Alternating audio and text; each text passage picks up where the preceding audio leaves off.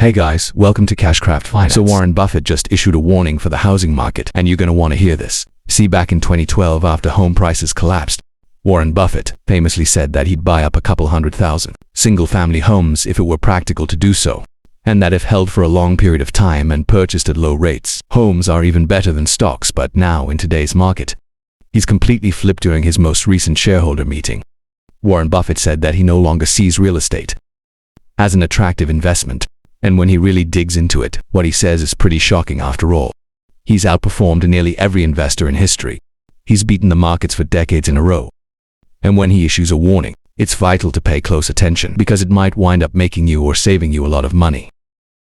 Although before we talk about the future of the housing market, what Warren Buffett just said, if you enjoy videos like this, it would mean the world to me if you hit the like button or subscribe. If you haven't done that already, it seriously helps out the entire channel tremendously. And as a thank you for doing that. So in terms of what Warren Buffett just said about the housing market, I think you should hear it directly from him, and then we'll break down each of his points. Starting with this one, it's a lot easier to make money in the stock market than it is with real estate, or as he says, so much harder than stocks in terms of negotiation of deals, time spent. There's so much more opportunity in the security market than in real estate.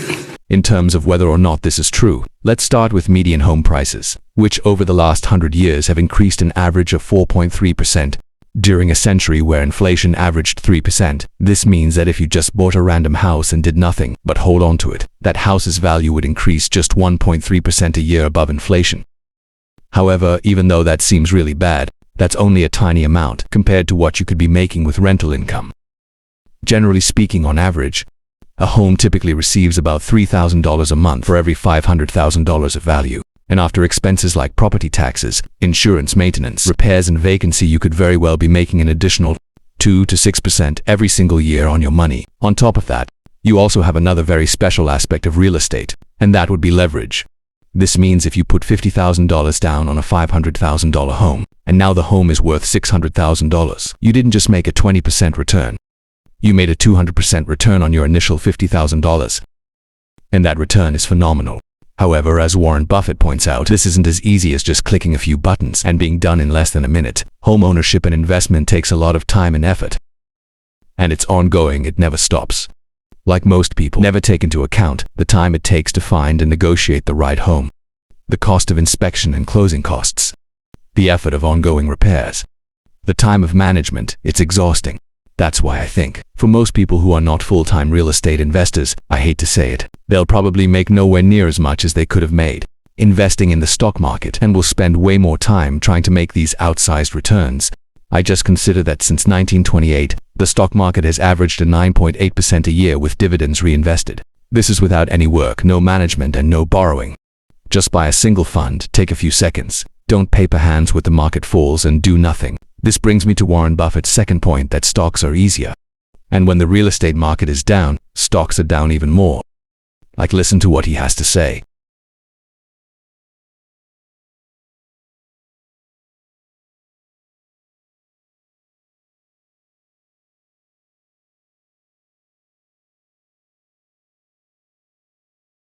So, in order to understand what's happening, it's first important to see how housing did throughout previous downturns, because surprisingly over the last 100 years, there have only ever been 3 housing crashes. With the first being in 1929, just as the stock market peaked from record high speculation and borrowed money, the real estate market dropped alongside with everything else in one of its worst crashes in history, falling 67% and taking almost 3 decades to return to its previous all-time high. Then again, real estate encountered more difficulty throughout the 1990s. Up until that point, the housing market saw a huge increase thanks to a growing population, new lending options, and inflation.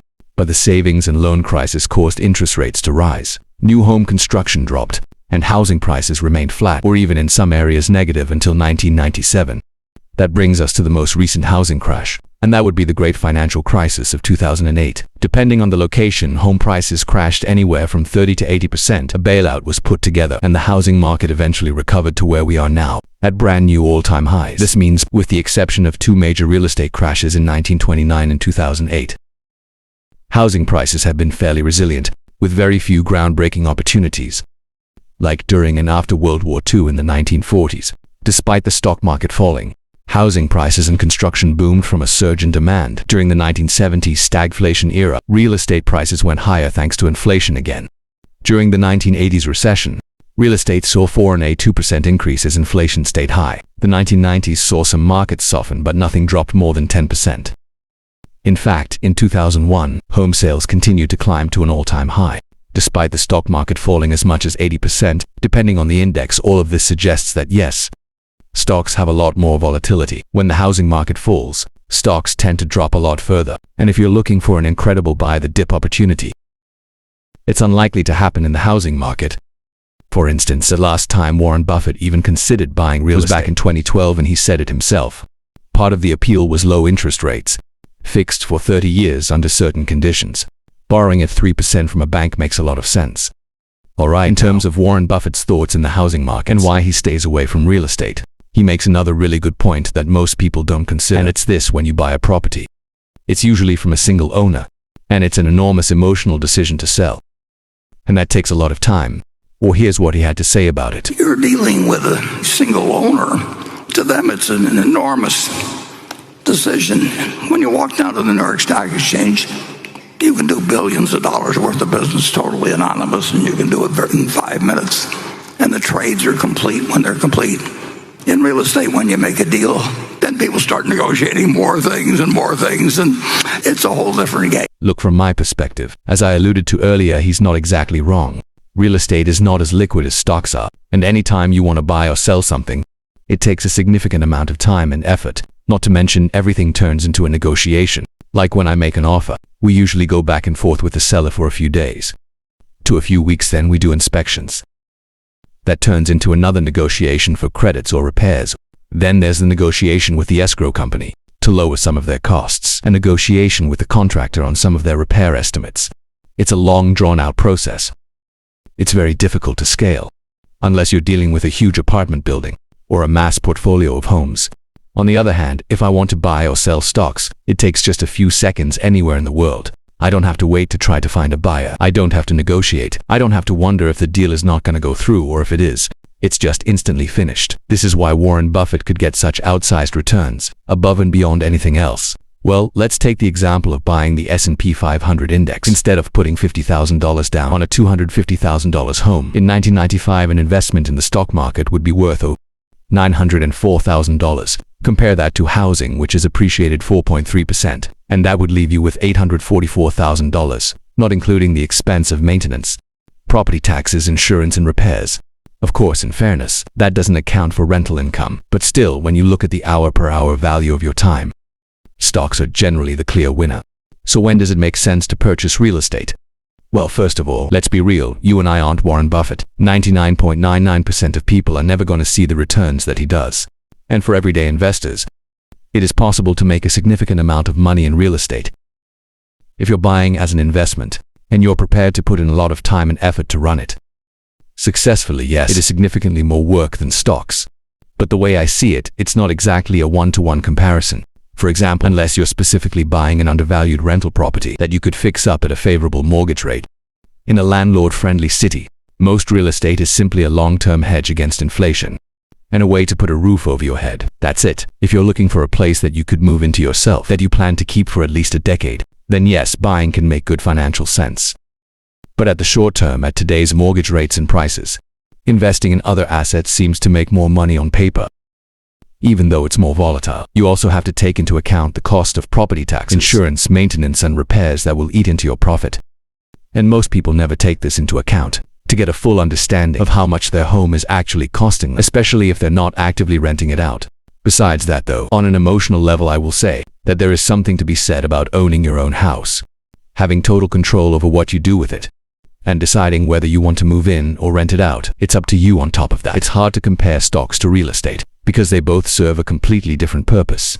They're not one-to-one like housing declines less and down markets. It offers utilities and you could always live there, and you're able to borrow most of the money from the bank at a fixed interest rate. Not to mention diversification is smart, and just because something doesn't make as much money as possible doesn't mean it's worse. This is why as an investment, I haven't bought real estate since 2020. Since I already own real estate, I have that box checked off, and I prefer a more hands-off approach. Not to mention from a return on capital standpoint, I'm only able to run a profitable rental business because these properties were purchased almost a decade ago, financed with really cheap debt.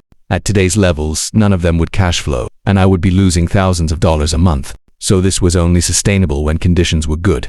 And now it's really difficult. Yes, I'm sure deals still exist in certain markets, but they require a lot of time and effort to buy, find, manage, and renovate.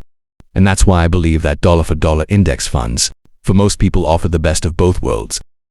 This is also why Warren Buffett would have bought real estate in 2012, after prices had already fallen 30 to 50%, when interest rates were at their record lows.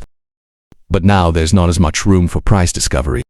And on a large scale, it just isn't feasible for him to move forward with it. But for the average person, it might on a small scale, although I wouldn't expect you to get rich from it overnight. I guess put another way, this is a long-winded way of saying that housing can be a good investment.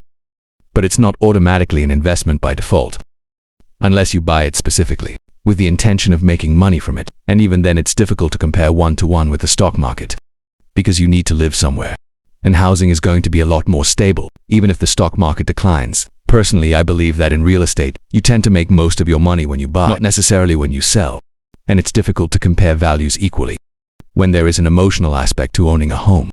But it is worth reiterating that housing is not always the best investment. It's worth it to diversify your options. Instead of going all in on one thing, real estate can take you a lot of work and effort to manage effectively, and no matter what. Most importantly, hit the like button and subscribe if you haven't done that already. And as always, feel free to leave a comment down below. I will do my best to read and reply to as many of you as I can. Thank you so much, and until next time.